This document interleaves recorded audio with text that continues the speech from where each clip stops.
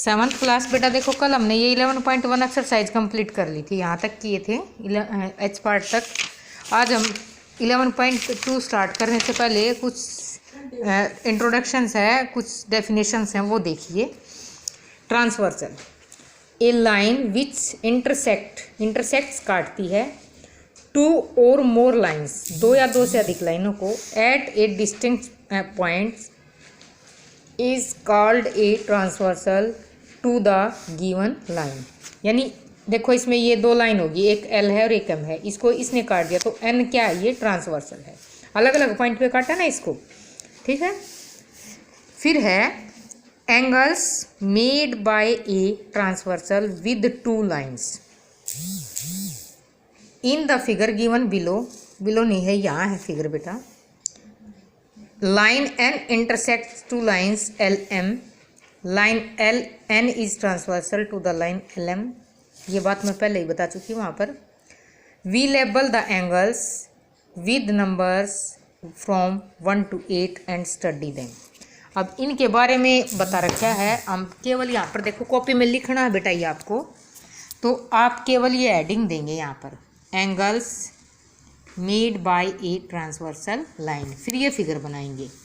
फिर हम फर्स्ट उसमें लिखेंगे exterior angles, the angles whose arm do not contain the line segment of the transversal in between the two lines are known as exterior angles in the given figure 1 और 2, ठीक है, 1 और 2, 7 and 8 are exterior angles. देखो इसने क्या कहा है, the angles whose arms, यानी एंगल बनता है ऐसे है ना, मान लिया ऐसे बनेगा ह्यूज, तो ये इसकी आर्म्स हो गई, ठीक है। Whose arms do not contain the line segment of the transversal in between the two lines, ठीक है। टू लाइन्स के बिटवीन में लाइन सेगमेंट के उसमें किसको नहीं लेती, ट्रांसवर्सल को। Two lines are known an exterior angles, exterior angle अब इसमें है 1, 2 है और 7 और 8 है, ठीक है। इन बीच में इनका कोई वो नहीं रहा, ये वो नहीं आएगी भाई बीच में ट्रांसवर्सल। फिर है interior angles, the angles whose arms include the line segment of transversal in between the two lines are called interior angles. अब इंटीरियर अपने आप समझ गए होगे तुम, 3, 4 और 5 और 6 हो गया, ठीक है। तो इसमें का क्या हुआ, एंगल्स ह्यूज आर्म्स इंक्लूड शामिल रखती हैं किस चीज़ को, the line segment of the transversal in between the two lines के बिटवीन में आ गई, ठीक है, आर कॉल्ड इंटीरियर एंगल्स, ठीक है ना, बता ही दिया मैंने, 3, 4, 5, 6। अब इसके हिसाब से बता रही हूँ, आप भी नंबरिंग ऐसे ही डालेंगे तभी लिखा जाएगा, ये बिल्कुल कंप्लीटली लिखनी है बेटा ये आपको, ठीक है, कंप्लीटली लिखनी है, यहाँ से यहाँ तक, यहाँ से यहाँ तक, और ध्यान भी रखने हैं, स्टडी करनी है बार बार इनकी, ताकि फिर क्वेश्चंस जब सॉल्व करवाए जाएं आपको समझ आ जाएं। अगर आप ये ध्यान से नहीं करोगे तो आपको क्वेश्चन समझ नहीं आएंगे। Corresponding angles, a pair of angles in which one arm of both the angles is on the same side of the transversal and their other arms are directed in the same direction is called a pair of corresponding angles। देखिए ये pair of angles का ऐसा जोड़ा in which one arm of both the angles, जैसे इसने example दिया है 1 और 5 का दे दिया, ठीक है, तो ये हो गई ना इसमें, one arm of both angles is on the same side of the transversal, same side हो गई, ठीक है, 1 और 5 हुआ, the same side of the transversal and there other arms directed in the same direction is called a pair of corresponding angles.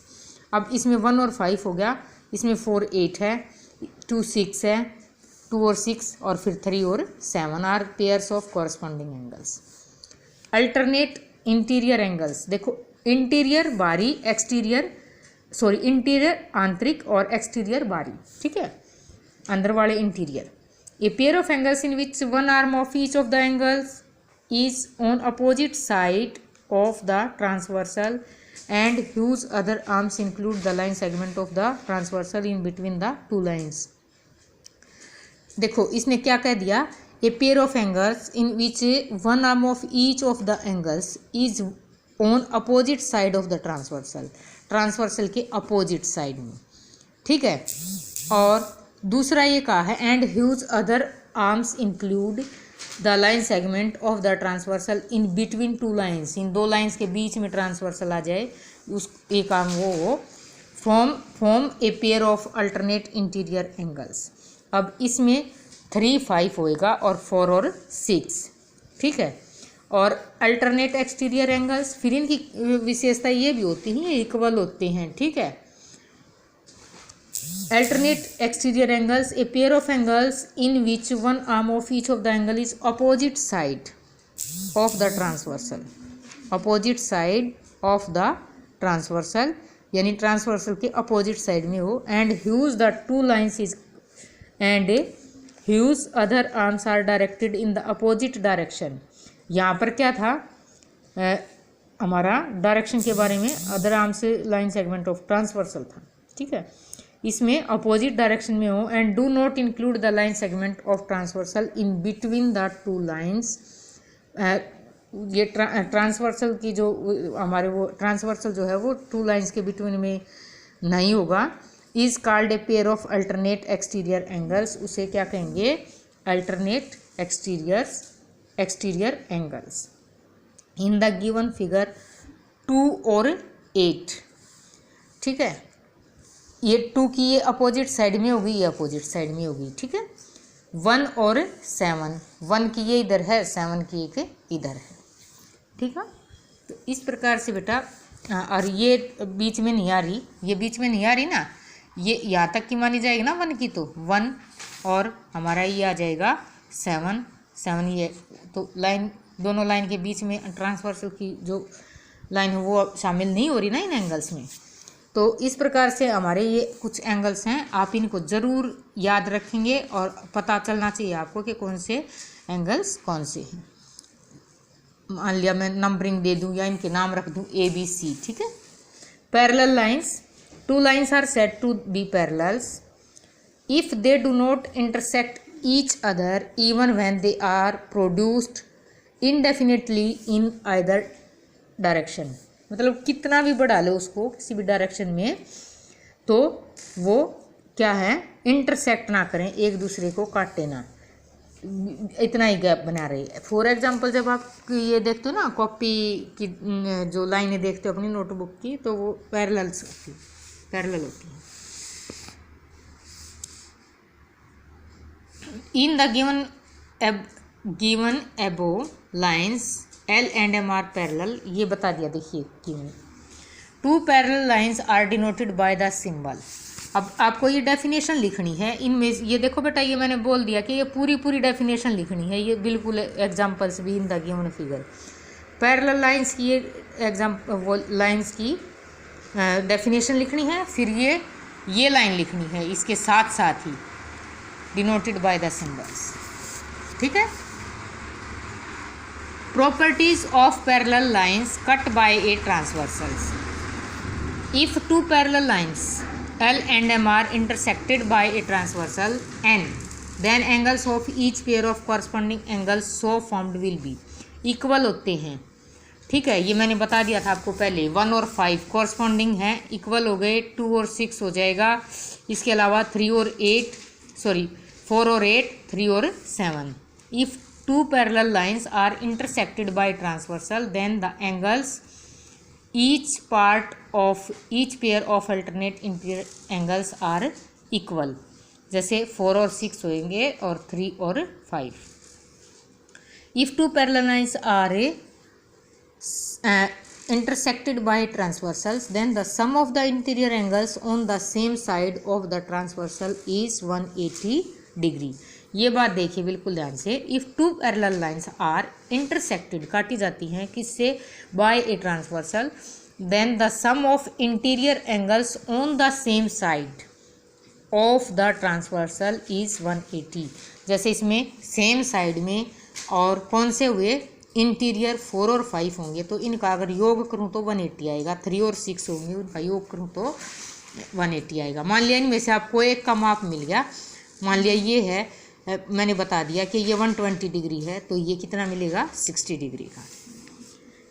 फिर है the conclusion of the above discussion if the it transfers cut two parallel lines the angles of any pair corresponding angles are equal.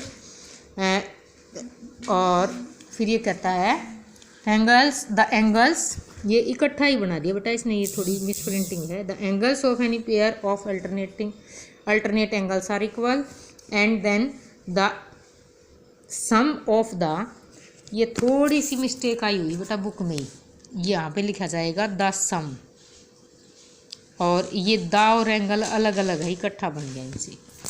The sum of the interior angles on the same side of transversal is 180 degree. ठीक है, तो आपको ये parallel lines तक आप ये लिख लीजिए, उसके बाद इसको रीड कर लीजिए और ये मेन पॉइंट्स या नोट करके हेडिंग लगा के ये 3 पॉइंट लिख लीजिए। इसको लिखने की आवश्यकता नहीं है, इतने को, कितने को, इतने को लिखने की आवश्यकता नहीं है, इसमें यही बातें समझाई गई हैं। NOT नोट करके ये लिख लेना। पैरेलल लाइंस तक लिखोगे, पैरेलल लाइंस की डेफिनेशन में ये लाइन ऐड कर दोगे। ठीक है, ये एक लाइन यहाँ से लेकर और यहाँ तक। ठीक है, उसके बाद ये 3 छोटे छोटे पॉइंट ये लिखोगे। ये मैंने बता दिया, थोड़ी सी मिस प्रिंटिंग है बेटा, ये द एंगल्स है और ये द सम है। ठीक है, तो इस प्रकार से आप आज ये इंट्रोडक्शन ही करेंगे, मैं बोलूँगी, बल्कि right and learn 124 and 125 page number. ठीक है।